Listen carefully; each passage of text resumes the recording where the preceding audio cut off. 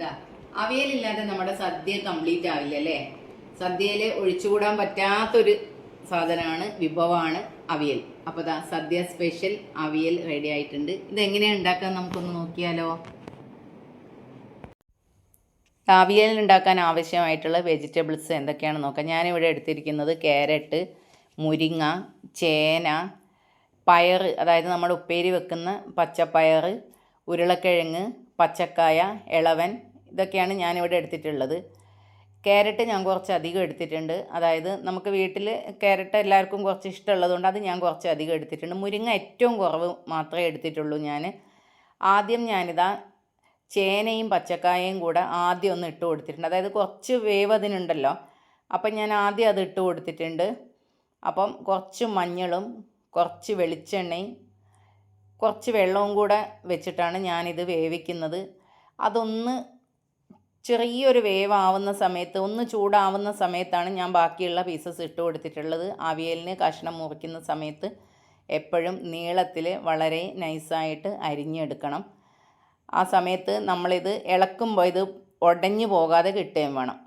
അപ്പോൾ അതൊന്ന് തിളച്ചതിന് ശേഷം ഞാൻ ക്യാരറ്റ്, ഉരുളക്കിഴങ്ങ്, ഇളവൻ, പച്ചപ്പയർ, ഉപ്പേരിയുടെ പയർ എല്ലാം ഇട്ട് കൊടുത്തിട്ടുണ്ട്. മുരിങ്ങ ഏറ്റവും ടെൻഡറായിട്ടുള്ള മുരിങ്ങയാണ് ഞാൻ എടുത്തിട്ടുള്ളത്. അതപ്പോൾ ഏറ്റവും ലാസ്റ്റ് ഇട്ട് കൊടുക്കാമെന്ന് വിചാരിച്ചു. ചിലർ മുരിങ്ങ നെടുകെ കീറിയിട്ട് ഇട്ട് കൊടുക്കും. ഞാനിവിടെ മുഴുവനാണ് ഇട്ട് കൊടുക്കുന്നത്. മുഴുവൻ മീൻസ് പീസാക്കിയിട്ടാണ് ഇട്ട് കൊടുക്കുന്നത്.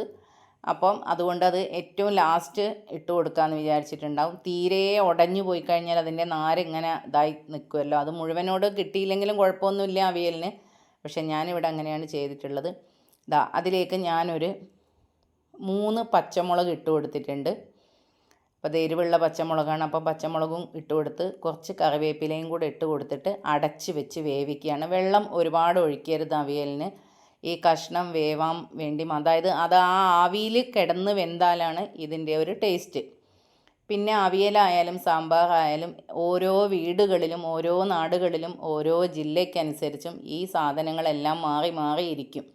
അപ്പോൾ ഞാൻ ഇവിടെ കാണിക്കുന്നത് എൻ്റെ വീട്ടിൽ എൻ്റെ അമ്മ ഉണ്ടാക്കുന്ന രീതിയും അതുപോലെയാണല്ലോ നമ്മൾ ഉണ്ടാക്കുക സ്വാഭാവികമായിട്ടും. ഞാൻ ഉണ്ടാക്കുന്ന രീതിയാണ് ഞാനിവിടെ കാണിക്കുന്നത്. നിങ്ങൾ ചിലപ്പോൾ ഇതിൽ നിന്നും ഡിഫറെൻ്റ് ആയിട്ടായിരിക്കും ഉണ്ടാക്കുന്നത്. നിങ്ങൾ താഴെ കമൻറ്റ് ചെയ്തോ. ഇതിൽ ഞാൻ ആഡ് ചെയ്യാത്ത എന്തെങ്കിലും നിങ്ങൾ ആഡ് ചെയ്യുന്നുണ്ടെങ്കിലോ അല്ലെങ്കിൽ എന്തെങ്കിലും മാറ്റങ്ങളൊക്കെ ഉണ്ടെങ്കിൽ കമൻറ്റ് ചെയ്യലോ. അങ്ങനെയാണല്ലോ ജില്ലകളും രാജ്യങ്ങളും ദേശങ്ങളും വിട്ട് ഇങ്ങനെ വിഭവങ്ങൾ ഇങ്ങനെ സഞ്ചരിച്ചുകൊണ്ടിരിക്കുന്നത്. അപ്പോൾ അത് ആ കഷ്ണം വേവട്ടെ. അപ്പോഴേക്ക് നമുക്ക് ഇതിലേക്ക് വേണ്ടുന്ന അരപ്പൊന്ന് റെഡിയാക്കി വെക്കാം. അതിന് വേണ്ടി ഞാനിതാ ഒരു മുറി തേങ്ങ എടുത്തിട്ടുണ്ട്. അതായത് ഒരു തേങ്ങയുടെ പകുതി. അതിലേക്ക് 2 പച്ചമുളകും കുറച്ച് കറിവേപ്പിലയും കുറച്ച് ജീരകവും ഒരു 3-4 ചെറിയുള്ളിയും ഞാനിതിലേക്ക് ഇട്ട് കൊടുത്തിട്ടുണ്ട്. അത് കുറച്ച് വെള്ളത്തിലാണ് ഞാൻ അരച്ചെടുക്കുന്നത്. അരക്കേണ്ട, ജസ്റ്റ് ഒന്ന് ക്രഷ് ചെയ്ത്, അതായത് ഏത് പരുവാണെന്ന് ചോദിച്ചു കഴിഞ്ഞാൽ നമ്മുടെ ആ ഒരു ചമ്മന്തിൻ്റെ ആ ഒരു പരുവത്തിലാണ് നമ്മളിത് ഈ തേങ്ങ ഒന്ന് ഒതുക്കിയെടുത്താൽ മതി. കഷ്ണങ്ങളൊക്കെ ഏകദേശം വേവായിട്ടുണ്ട്. അപ്പം ഞാനിതാ കുറച്ച് വെള്ളം കൂടെ ഉണ്ട്. അപ്പം ബാക്കി കഷ്ണങ്ങളൊക്കെ സൈഡിലേക്ക് മാറ്റിയിട്ട് ഞാൻ അതിലേക്കാണ് മുരിങ്ങ ഇട്ട് കൊടുക്കുന്നത്. എന്നിട്ട് ബാക്കി കഷ്ണങ്ങൾ കൊണ്ട് ആ മുരിങ്ങ ഇങ്ങനെ മൂടുന്ന രീതിയിലാണ് വെച്ച് കൊടുത്തിട്ടുള്ളത്. അപ്പോൾ ആ മുരിങ്ങ അതിൽ കിടന്ന് നന്നായിട്ടങ്ങ് വെന്തോളുമല്ലോ.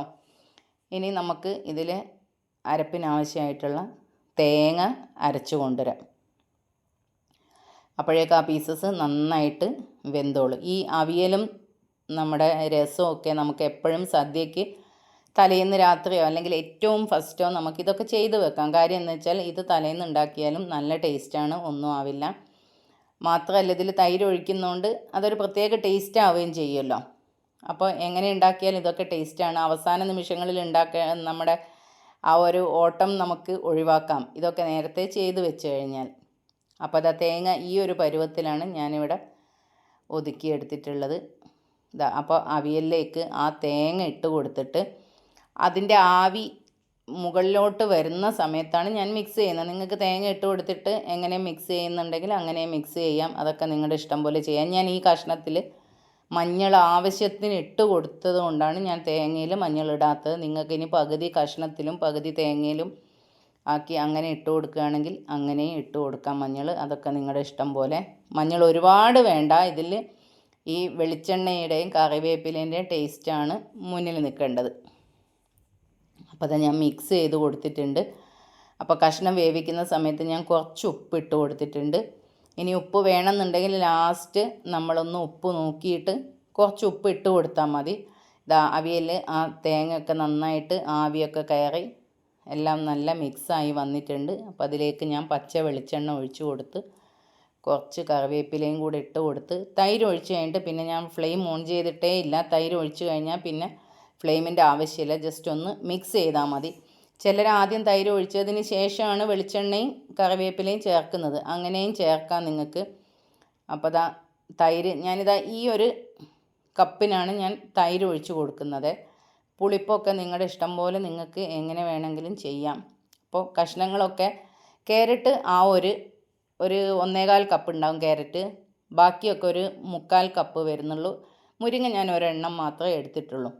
അപ്പോൾ കഷ്ണത്തിൻ്റെ ഗ്രാമൊന്നും എനിക്ക് അങ്ങനെ പറയാൻ പറ്റുന്നില്ല, കാരണം നമ്മൾ എന്താ പറയുക, ഒരു ക്യാരറ്റ് 1.5 ക്യാരറ്റ് അങ്ങനെയൊക്കെ അല്ലേ വീട്ടിൽ നിന്നല്ലേ നമ്മളിത് ചെയ്യുന്നത്. അപ്പോൾ അവിയൽ ഇവിടെ നല്ല സെറ്റായി വന്നിട്ടുണ്ട്.